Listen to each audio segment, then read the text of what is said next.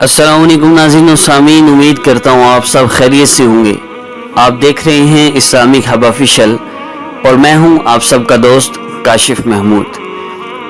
नाज़रीन और सामीन, अगर आपने अभी तक हमारा channel Islamic hub official subscribe नहीं फरमाया तो जो आप वीडियो देख रहे हैं इसके नीचे रेड कलर का बटन है सब्सक्राइब बटन, आप उसको प्रेस फरमा लें, क्योंकि हमारे वज़ाइफ की ख़ास इजाज़त सिर्फ चैनल को सब्सक्राइब करने वालों के लिए है।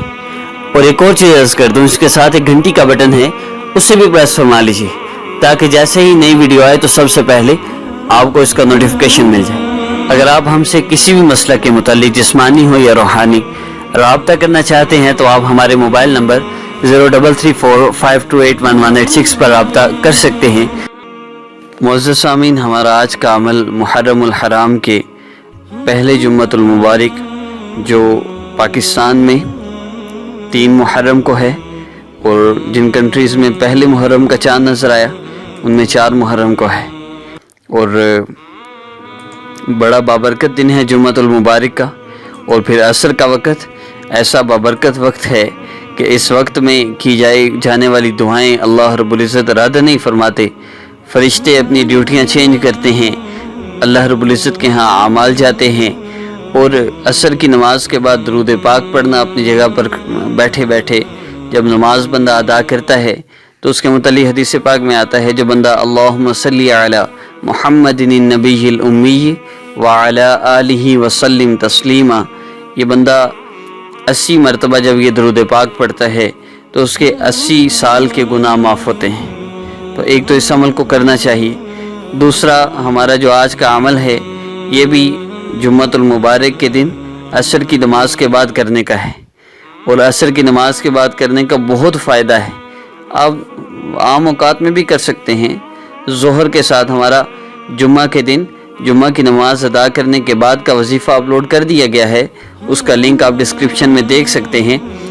और वो बहुत मुजर्रब अमल है, उसको ज़रूर कीजिए। उसका लिंक आप देख लीजिए। आखिर में इंशाल्लाह वीडियो के आखिर में भी इंशाल्लाह आपको उसका लिंक सामने नज़र आएगा, तस्वीर उस पर आप क्लिक करके भी देख सकते हैं। एक तो असर के बाद और एक ज़ोहर के बाद, ये 2 अमल आप ज़रूर कर लीजिए। इंशाल्लाह हर किस्म की हाजत के लिए इंतहाई मुजर्रब है। और आज के अमल की तरफ बढ़ते हैं। तो आज का अमल अल्लाह रब्बुल इज़्ज़त के अस्माए मुबारका के मुताल्लिक़ है।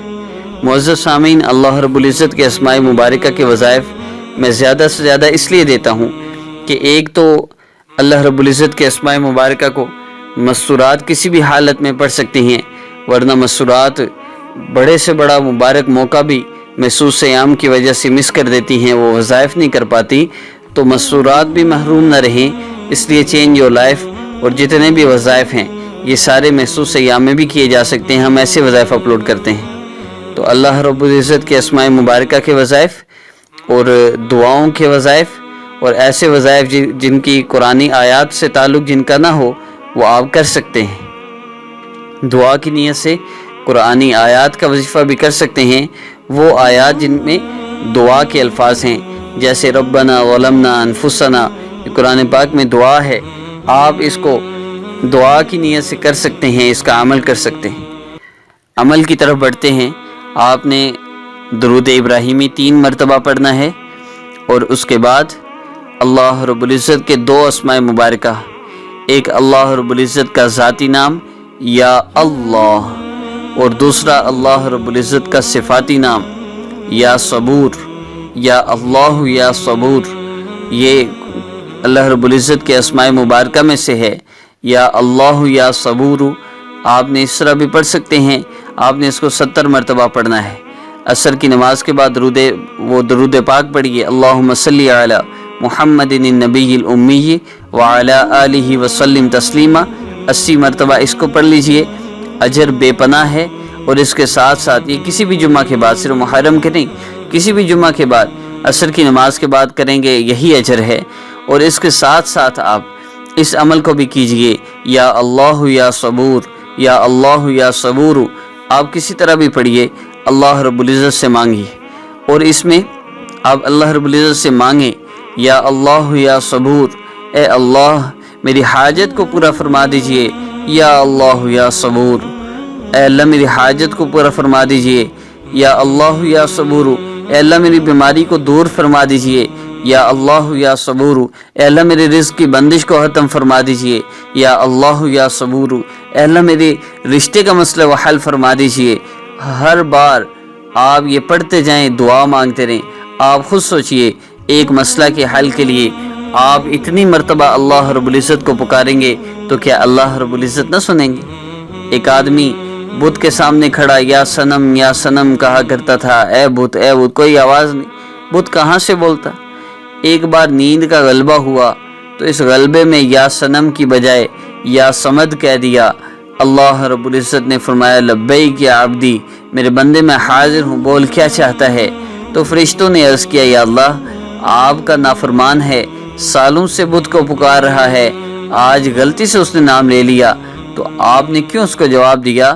اللہ رب العزت نے فرمایا کہ میرے فرشتوں، وہ صنم کو پکار رہا تھا، سالوں سے پکار رہا تھا، اس کا صنم نہیں بولا، آج جب اس نے مجھے پکار لیا، چاہے غلطی سے ہی پکار لیا، تو میری غیرت نے یہ گوارا نہ کیا کہ صنم تو خاموش رہے، اور جب سمد کو پکارا جائے تو سمد بھی جواب نہ دے، میں نے اس کو جواب دیا۔ وہ بندہ مسلمان ہوا، اللہ رب العزت پر ایمان لے آیا۔ معزز سامعین، ہم اللہ رب العزت سے اپنا تعلق جوڑ دیں تو ان اسماء مبارکہ کا بہت فائدہ ہے۔ مکمل یقین کے ساتھ کیجیے، ہاں میں اللہ رب العزت کو پکار رہا ہوں، اللہ رب العزت ہی میرا مسئلہ حل فرمائیں گے۔ تو معزز سامعین، جو لوگ میرے وظائف کو وقت گزرنے کے بعد، جیسے 1 2 3 محرم کا وظیفہ ہے، اگر آپ 4 محرم کو دیکھتے ہیں یا 10 محرم کو دیکھتے ہیں، آپ پورا مہینہ 3 دن وہ عمل ضرور کیجیے۔ پورا مہینہ آپ کبھی بھی اس عمل کو کر سکتے ہیں۔ ہمارا کوئی بھی عمل وظیفہ ہے، آپ وقت کی تخصیص کو چھوڑ دیجئے، لیکن جو وظیفہ ہے اس کو ضرور کیجیے۔ جیسے آج کا وظیفہ ہے، آپ پورے مہینے میں یا پورے سال میں کبھی بھی آپ 3 مرتبہ درود ابراہیمی پڑھیے، یا اللہ یا صبور پڑھیے 70 مرتبہ۔ ہر دعا کے بعد کوشش کیجیے اللہ سے دعا مانگے، ورنہ 70 مرتبہ پڑھ کے اللہ رب العزت سے دعا مانگے، انشاءاللہ اللہ رب العزت آپ کی ہر حاجت کو پورا فرمائیں گے۔ اور معزز سامعین، کمنٹ سیکشن کی طرف بڑھتے ہیں تو سب سے پہلا کمنٹ ہمیں کیا گیا ہے، فرما رہے ہیں کہ اگر وقت گزر جائے، جیسے 1 2 3 محرم کا وظیفہ ہے، اگر ہم اس کو 4 محرم کو دیکھتے ہیں تو کیا کریں؟ تو میں نے اس کے متعلق عرض کر دیا، آپ 4 5 6 محرم کو بھی اس وظیفے کو کر سکتے ہیں۔ سوال کر رہی ہیں، ایک بہن ہیں، فرما رہی ہیں کہ رزق کی تنگی کے لیے کوئی وظیفہ بتا دیں، آپ استغفار کی کثرت کریں۔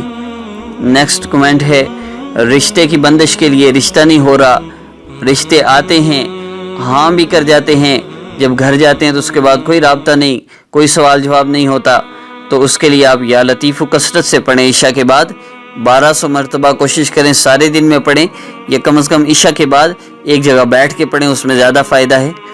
اور فرما رہے ہیں کہ جادو ہے، اس کے لیے کوئی علاج بتائیں، کپڑوں میں سوراخ ہو جاتے ہیں، خون کے چھینٹے پڑتے ہیں، تو اس کے متعلق میں یہ عرض کر دوں کہ یہ کوئی جادو کی وجہ سے نہیں ہوتا، یہ اثرات کی وجہ سے ہوتا ہے، جنات کی وجہ سے ہوتا ہے، اور اس وجہ سے کہ ہم حفاظت کی دعائیں نہیں پڑھتے، مسنون دعائیں حفاظت کی وہ ہم نہیں پڑھتے، اس لیے ہماری حفاظت نہیں ہوتی۔ کوئی کروانے والا نہیں ہوتا، 99% بندوں پر کوئی جادو کرنے والا نہیں ہوتا۔ ذرا سا مسئلہ ہوا، کپڑوں میں آگ لگ گئی، یا کپڑوں پہ خون کے چھینٹے پڑ گئے، یا سوراخ ہو گئے، عورتیں پریشان ہو جاتی ہیں، ہم پہ کسی نے کچھ کروا دیا ہے، کسی نے کچھ نہیں کروایا۔